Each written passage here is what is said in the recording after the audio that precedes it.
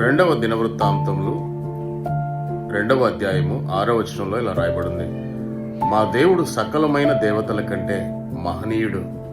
ఆకాశములు మహా ఆకాశములు ఆయనను పట్టజాలవు. ఆయనకు మందిరము కట్టడానికి నేను ఏ పాటి వాడను అని సొలొమోను అంటున్నాడు.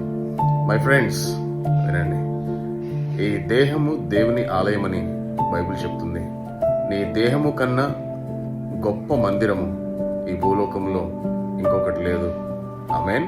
నువ్వు రక్షణ పొందితే, క్రీస్తుని అంగీకరిస్తే దేవుడు నీలోనికి వచ్చి నివసిస్తాడు.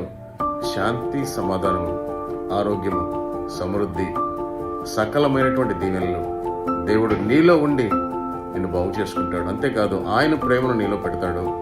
అనేకులకు నువ్వు ఒక బ్లెస్సింగ్గా, దీవెనకరంగా దేవుడు నీ లైఫ్ని మారుస్తాడు. ఆమేన్. మరి ఇలాంటి గొప్ప